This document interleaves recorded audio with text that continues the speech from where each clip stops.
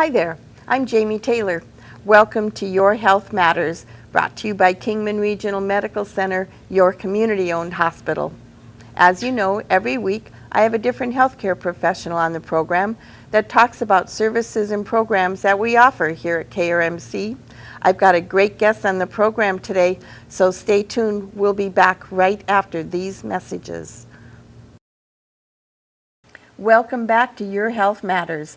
My guest today is Jennifer Hardy. Thanks for being on the show, Jennifer. Well, thanks for having me, Jamie. You're a registered dietitian, but more than that, you're also our diabetes outpatient program coordinator. Program coordinator, okay, here in the Wellness Center. So your office is easy to find if they come in here to exercise. Exactly.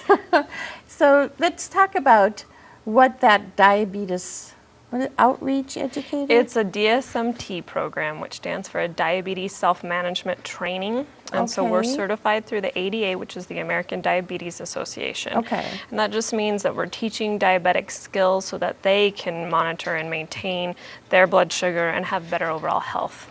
So diet, exercise, all the components monitoring that impact diabetes.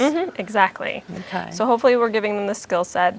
We get referrals from their doctors and out within the community, and we have a one-on-one visit with me, the dietitian, and then hopefully we can set them up for classes depending on how their insurance varies. Okay. And they do about 2-hour classes for 5 times, and they meet with me 2 times.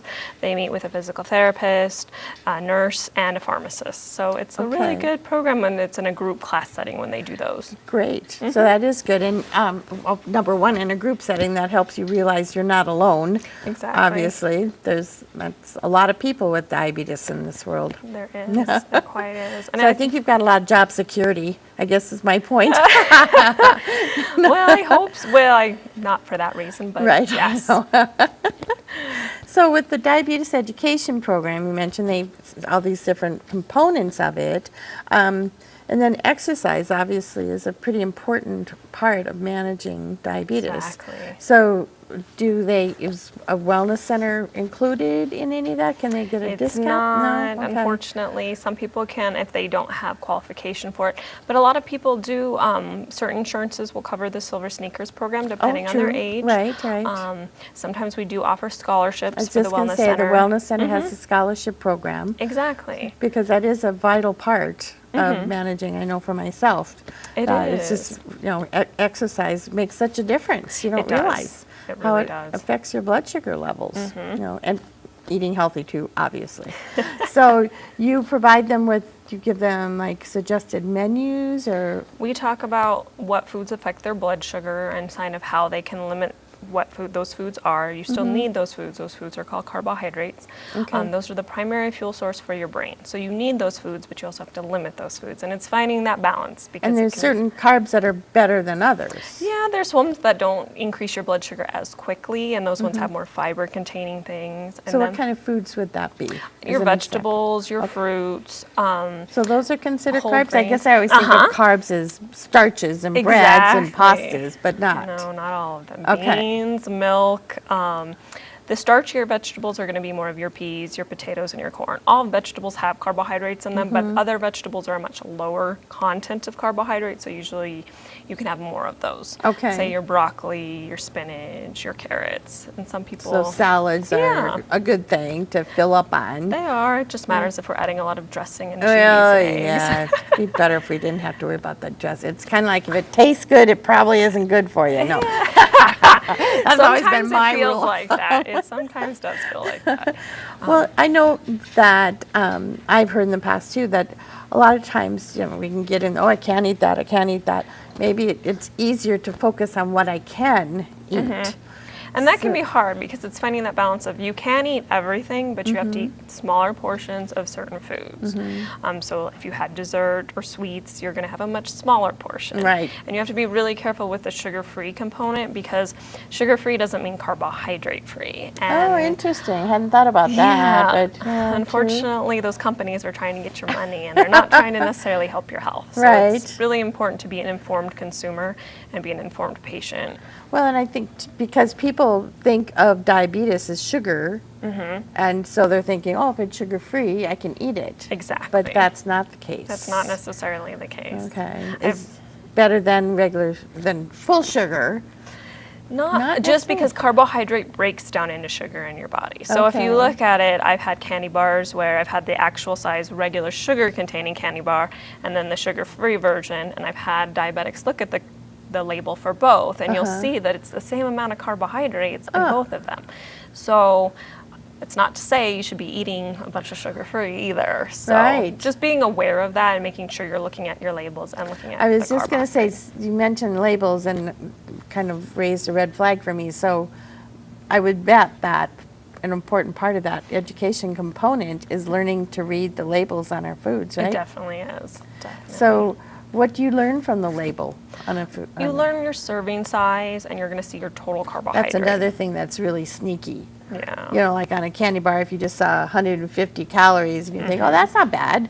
And then you go per serving, well, that's still not bad, but then you realize that little candy bar is maybe 3 servings. Right. So if you eat the whole candy bar, you've now ate 450 calories. Exactly. So they're sneaky. They are sneaky, and they're trying to do it in certain ways because the FDA has said that they can put certain things on there, like if they're light, they're less calories. And Right. So, but that less calories, if it's already a 900 calorie item and now it's down to 600, is it really? It's probably still more not they're saying the serving size is what they've done, right? Well, they've reduced the calories, but they're such a high calorie item to begin with Yeah. that it's not necessarily 600 beneficial. isn't that much better than. Exactly. Okay. So do you find that people, when they take the class and they learn to read labels, is it kind of an eye-opening? I think it can be eye-opening because they've focused so much on sugar for such a long Right. time that it's kind of like, oh, okay, I need to do this. So it Yeah. can be helpful. I think some people find it difficult at times, and it is difficult. If It diabetes takes was longer easy, at the beginning yeah, when you first learned, because I know for myself, learning to read the labels before you buy versus once you get them home is a little Right. late then. But well, it's okay if they. I would prefer they read them before, but it's kind of gauging how hungry am I. If the serving size is half a cup and it's half of my carbohydrates, am I really hungry or am I not too hungry? Or how Right. can I substitute other foods in that are going to fill me up that aren't going to affect my blood sugar as much? like carrot sticks. Like good- carrots, yeah. or you're going to have some protein in there too, but being careful with your fats, just because you are more at risk for cardiovascular events if you do have diabetes. So that's probably something else we want to touch on, are the risks with diabetes. I mean, there's Heart it's not, risk, yeah. stroke risk, kidney failure. Wow. There's a lot of different. If you don't help manage it, it's a progressive disease. You can But slow it the doesn't progression. have to be. You can slow the progression for sure, Okay. but it definitely does progress. Oh, so no matter what I do? You can slow the progression. Okay. You can stay off insulin. You Right. can keep your kidney function. Yeah. Some people don't ever need dialysis or anything like that, but some Well, will and definitely progress towards For that. type 2, and maybe I don't have this right, but type 1 is the type that you have from a young age, right, all the way through. It How can do you be up to differentiate? about. Type 1 is insulin dependent, and it's Okay. more autoimmune. So their body has attacked their pancreas and cells within their pancreas that produce insulin. So they are insulin dependent. They produce no insulin. And they have to get it, you have to have insulin, right? Right. To You- digest your food, is that? So insulin is basically, I always describe it as a key. Your cells need glucose. Glucose is the primary fuel source of the body. So the insulin is kind of like a key. It opens up that little cell and allows the glucose to go Okay. in. Yeah, Which kind of that's makes good. it easy. It's a Yeah. hormone. With type 2, it's different because you produce insulin, but your body has become insulin resistant. It doesn't Yeah. like your insulin, or Yep. your liver is overproducing. Your liver always holds a certain amount of glucose in it. It's called glycogen, and it Okay. releases that to make As you need it, kind yeah, of to thing. maintain your blood sugar throughout the Okay. day or throughout the night as well. Uh-huh. And sometimes our liver starts to release too much glucose into the system Okay. as well. So you have two confounding factors that are not benefiting you. Okay. So we're trying to help you out with type 2 diabetes. But if you're insulin resistant, which I was, okay, or a few years back, and by losing weight, exercising, I was able to get that back under control, and I'm off all meds. Good. Were you Just pre-diabetic or were you full out diabetic? Pre, I think. That's Yeah, good. And you so I can was just definitely, insulin once you resistant. catch pre, you can come back. Yeah. Once you're diabetic, you usually are diabetic. You may need less medication or you may be diet controlled. Right. And if we can get you in the early stages, it's always beneficial. But sometimes when you're pre-diabetic, if you're not going to your doctor regularly, if you're not having Getting those checked. checkups, you may not catch it quick enough. And then you're too far along, and then you're gonna. Exactly. But that doesn't mean also that you have to do the insulin. No, it injections. doesn't. If you maintain your blood sugar well with oral medications, you may never need insulin. Okay. And that's our goal for you. Yeah, right, absolutely. Okay, I probably need to come see you again, but no. I'm just kidding. So with the diabetes education, and we talked about what you're eating and the exercise. Now, that team approach we were talking about, do they get an exercise program? Do you give them a recommendation? I give them a recommendation, and it's always we try to start out slow and we work towards that 150 minutes a week. So that's about a half an hour, 5 times a day. That's not five much. times a week, I Yeah, apologize. that's not bad. No, it's not 30 bad. minutes, Once you get there, we try to increase a little bit more Yeah. after that. Oh. But we want to make sure your blood sugar's staying within normal range, that you're not having any lows, that you're not having any highs, because you can actually work out if you're high already and make your blood sugar go higher. Because if you think of working out and you're lifting weights, you're causing Right. stress in your body. Anytime you cause stress, you make your blood sugar increase. Because your liver's sending more out? Well, or- any kind of that stress response, there's an inflammatory response within the body and blood sugar goes up. That's like what happens with sickness, stress. It's a physical stress, so that makes your blood sugar rise. So you don't, before you work out, you always need to check your blood sugar just to make sure you're within normal range. Like Yeah. with that 120 to 180 range. Once you get above 250, you really don't Oh, want to yeah. work out. Yeah. Well, never thought of it that way, but I guess it makes sense when you think about that. Okay. So the other part of what you're doing here at the Wellness Center that goes along with that is our OptiFast program, Yes. which that has been here for, I think it's been almost a year that now that they've done the think weight so. loss program. But you're getting it back up on its feet because we had a little transition after Rachel left. So you're back, or you're here, getting that up and going again. Yeah. We just did a press release on it not too long ago, We talking did. about that. So, what's OptiFast? Let's talk about that because we haven't been talked about it on the program for quite a while. Okay. So, OptiFast is a medically supervised weight loss program. Okay. So basically, it's 18 weeks. During the first 12 weeks, you're basically doing the product, the OptiFast product. Okay. So that involves soups, shakes, and bars. Okay. And it's based on something called stimuli narrowing. So you're taking out all those other foods that are all around, calling to you to eat them.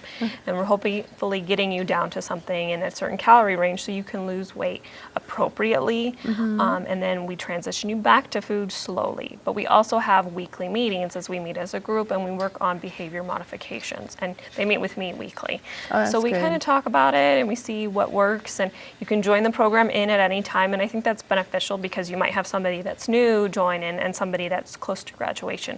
So you can say, oh, I'm coming in, I'm having such difficulty here, and that person can really build you up and say, let's help you. This is what worked for me. right. I've kind of had that same problem when I first started, and this is Exactly. how I dealt with it, and it helped.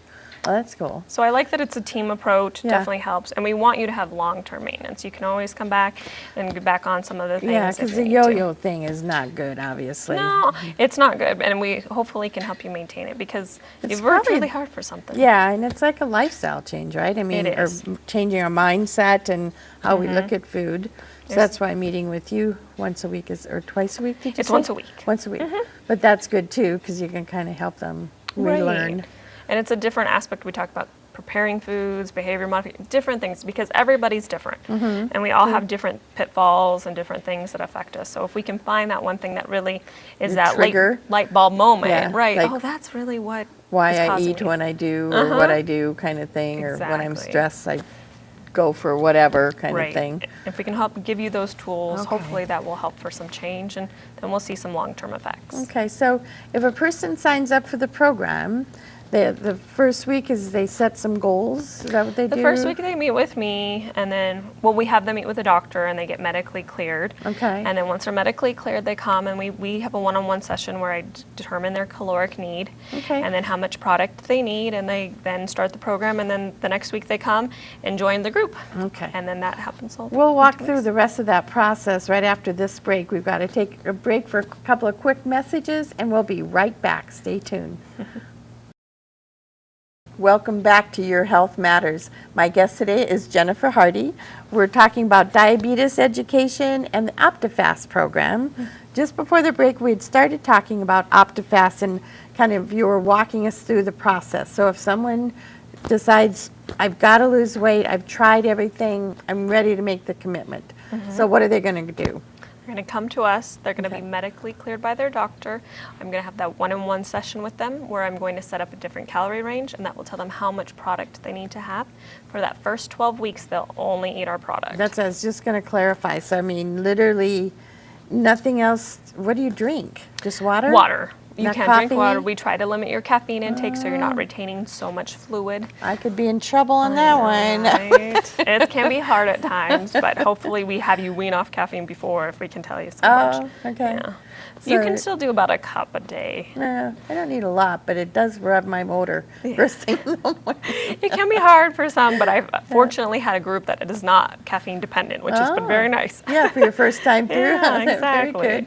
Okay, so they're going to, the first 12 weeks, that's Mm-hmm. all they're going to do is eat the shakes and the bars and The soups. soups. And that's pretty filling. I know I've tasted them because Mm-hmm. when Rachel first started the program, she was on and let me sample some of them. They tasted good. Yeah. But They can it's be filling pretty- enough to hold you over? Sometimes not. I mean, at that first couple weeks Yeah. after they get to that, they do kind of, you can have hunger pains in the beginning, but your Mm-hmm. body does get used to it, and we're hoping to fill you up with that volume. Sometimes people add more water to the shakes or, just so you Okay. get more volume out of it. Okay. But you're eating so frequently too, we're hoping that Oh, helps so fill you up that's, too. you're not just eating 3 times a day. No, you're usually doing at least 5 products Oh, a day. okay.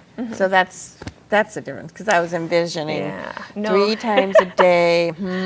No. Yeah, so that should Okay. help with snacks and things like Good. that. And then after that 13th week, they start the transition phase where they start to reincorporate food back in.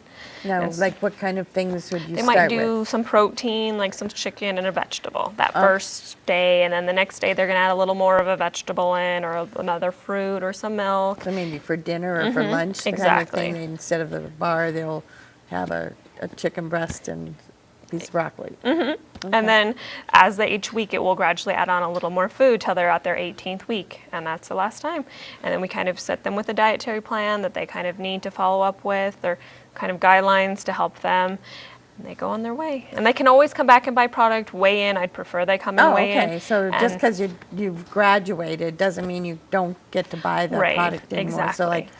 if you find that breakfast and lunch, you can do well with the with supplement. the supplements, and then just eat a normal dinner kind of thing, or a Exactly. healthy dinner. Okay.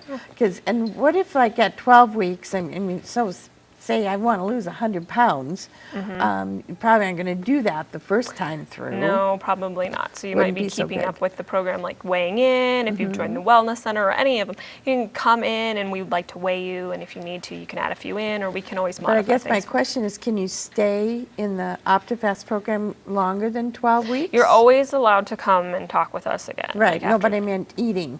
eating.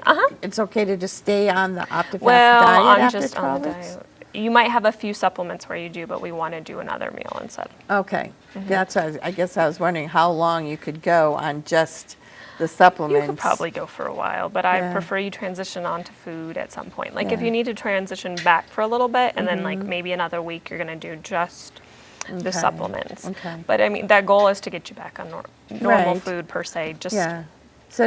So I've always wondered this. You say people talk about that their stomach shrinks. Is that true? Like if you're used to it eating a gets whole lot? smaller. It does. It will get a little bit smaller in size, but not. I mean, everything's getting smaller once you lose weight. Your liver's that's the getting whole- smaller. Other things are getting smaller.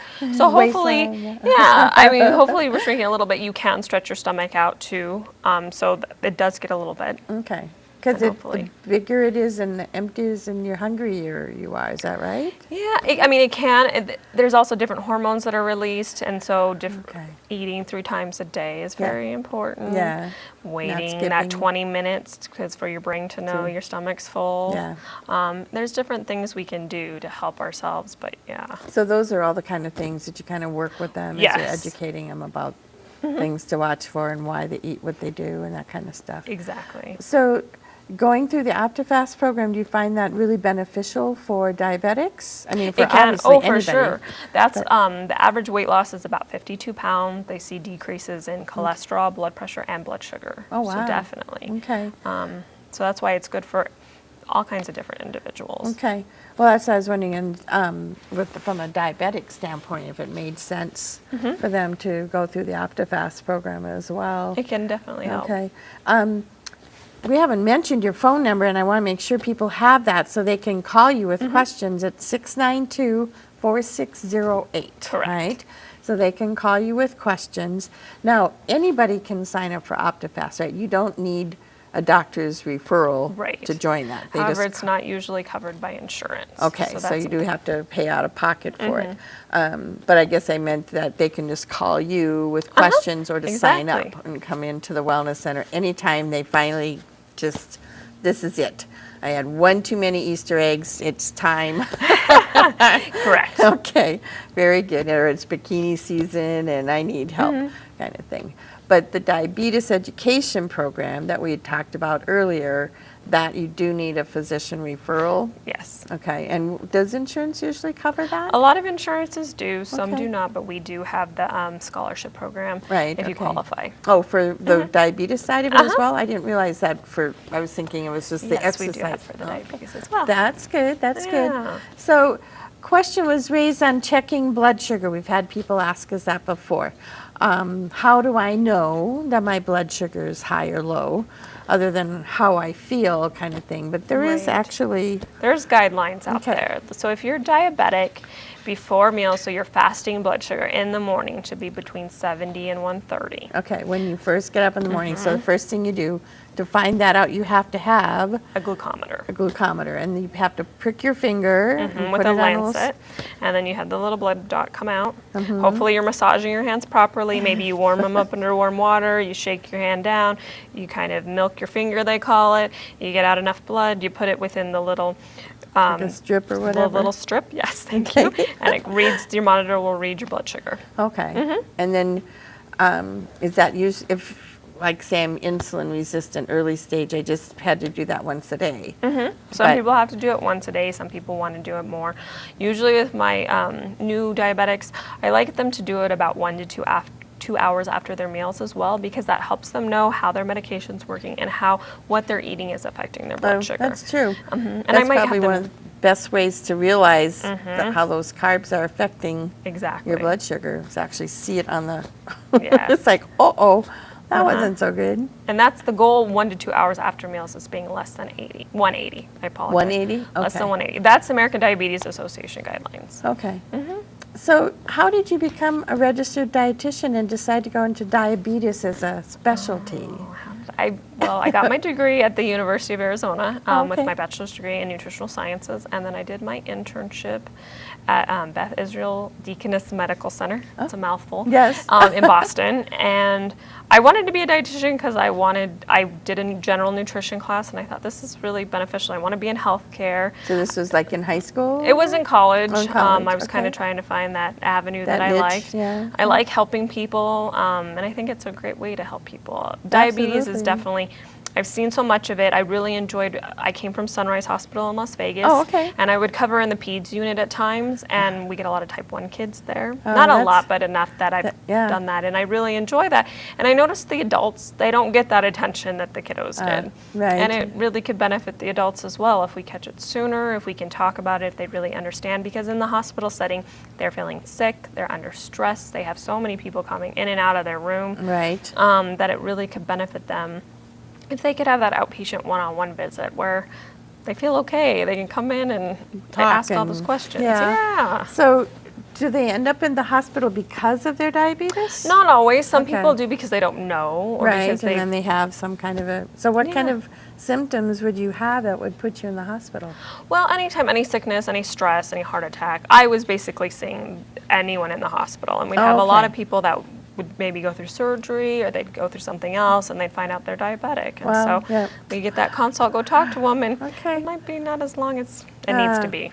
Well, 692-4608 if somebody has questions. I appreciate you being on the show, Jen. We learned a lot again today.